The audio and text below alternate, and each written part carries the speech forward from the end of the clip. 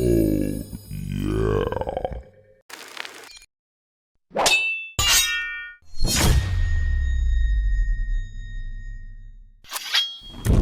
Hey Ryan, it's Elizabeth Faulkner, and I am going to challenge you to use one of my favorite ingredients. I live in Los Angeles, California. I'm a chef here, and I use a lot of dates. And I make a new spirit and an tmaro with dates from Coachella Valley. So I'd like to challenge you to do something cool with dates. Hey, welcome back to Key Ingredient, where every month a chef or subscriber chooses an ingredient for me to work with and I turn it into a dessert. This month's key ingredient is Chef Elizabeth Faulkner is up this month, and she's an award-winning chef. She has written several cookbooks, run many restaurants, and she's been all over TV on shows like Top Chef. She's also the co-owner of tmaro, which is a spirit that I will be using later on in this episode. Back when I was living in San Francisco, she had a bakery called Citizen Cake, and my roommate at the time purchased a cake from that bakery. I still think about that cake, it was so good. But we're talking about dates. I'm gonna be totally honest, I used to hate dates. I thought that they were weird. When I was a teenager, like 500 years ago, my mom had this weird thing about putting dates in all of her rice dishes. I don't know why, and I hated it. And now I like them. I do remember hating dates, like a lot. The sticky bronze divas that they are, I like them. They're good. And I can't imagine not liking them. They're sweet as revenge and wrinkled like the hands of a palm reader who's seen too much. But as a pastry chef, I didn't use them a whole lot. I would, like, the extent of using them would be making a sticky toffee pudding, and that's like as far as it went. The last kind of dessert that I want to make is fruit and chocolate. I feel like it's really boring. I find the combination offensive. I think it's really cheap. I think it tastes nauseating. I find the mouthfeel revolting. I feel like it's trying too hard to be good when it's not, but everybody likes it anyway, like a Marvel movie. I don't like how wet the fruit is when you bite through hard chocolate. I don't like how it's considered a classic.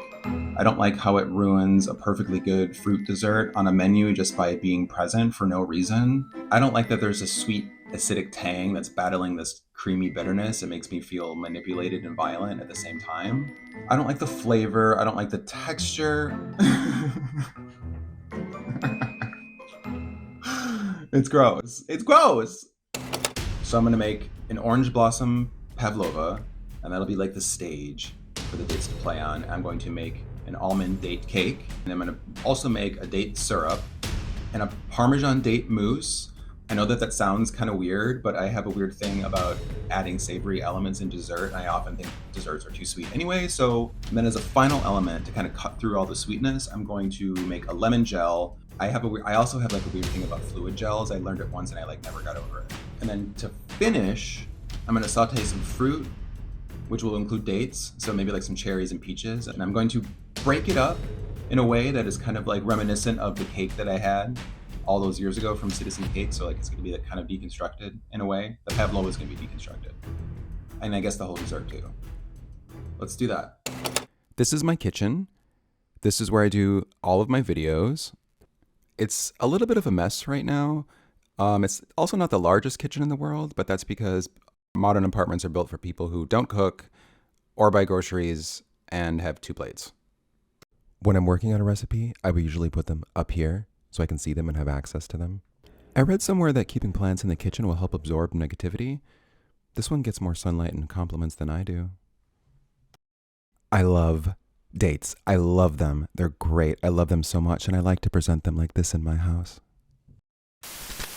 These are the only dates that I'm into these days. They're super sweet, there's no drama, and there's absolutely no red flags. Okay. Rude. I'm obsessed with fluid gels. I often call them butters. Don't come for me. We call anything milk these days, so I can call something butter if I want. I'm going to start by juicing a bunch of lemons, and I'm going to use the juicer that I bought for like $300 and I've used maybe thrice. And then after that, I'm going to heat the juice on the stove, and once it comes to a boil, I'm going to add some agar, and that's derived from seaweed, and it's kind of like a vegan version of gelatin. It tends to set a little more firm. It can sometimes have like an ocean flavor, but not here. The great thing about it is once you blend it, it remains in kind of like this thick fluid state, and then you can change the viscosity by adding some simple syrup or another liquid to it, and you can use it however you want.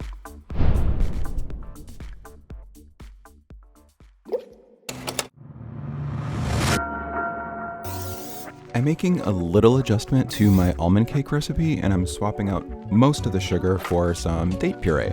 So first I'm going to whisk all of my dry ingredients together, and then once I've pitted all of my dates, I'm going to soak them in some hot water and then blend them up with some applesauce and amaro. This is a pretty dense and moist cake, and it bakes up with a really tight crumb, so it stays pretty soft and moist, which is, I guess, kind of the point. It's also not too sweet, so the dessert as a whole won't be so sweet that you can't finish it. I mean, I still would though, but whatever.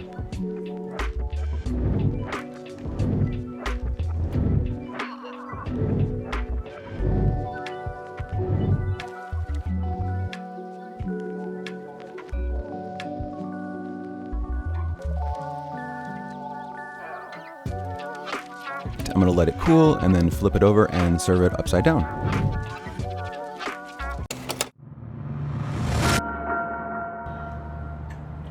Let's get these dates soaking. After the dates are soaked, I'm going to transfer them to a pot and add some fresh water, cover, and then let them simmer for a while.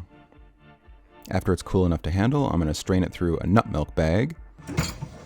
Okay, I really need to be better about organizing. I knew I had a nut milk bag in here.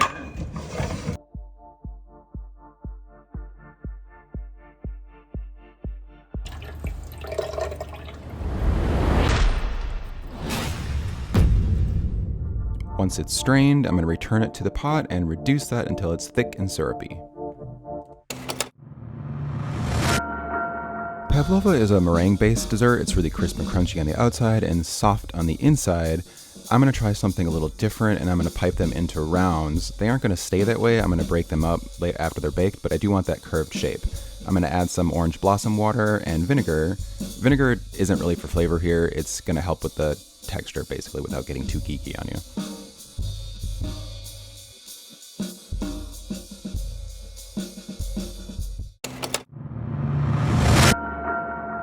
I'm going to heat my milk on the stove, and then I'm going to add in my cream cheese and Parmesan. And then once it's warm but not hot, I'm going to add in my date puree and whipped cream. My first job right out of pastry school was very intense, and I quickly learned that I didn't know anything about anything, especially when it came to folding. I was kind of programmed to believe that folding needs to be so gentle you could fall asleep doing it. And I was making a chocolate souffle one day at work, and a coworker came over, grabbed the spatula from my hand and said, "No." And she started folding with a sort of aggressive and confident motion, probably because I was going too slow and no one had time for that. But my point is, you don't need to treat folding like a princess. I'm going to dice up a few dates, slice up some cherries and peaches, and then saute the dates in some avocado oil for a couple minutes. Then I'm going to add in the rest of the fruit and let that cook for a few minutes more, and then finish with a splash of amaro and some salt. That's it. Really simple.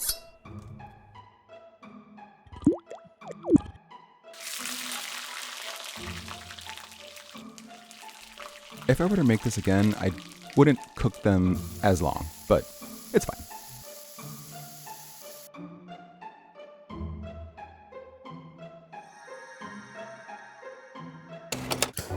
To plate, I'm gonna lightly torch the edges of the pavlova. I really will find any excuse to use a blowtorch for real.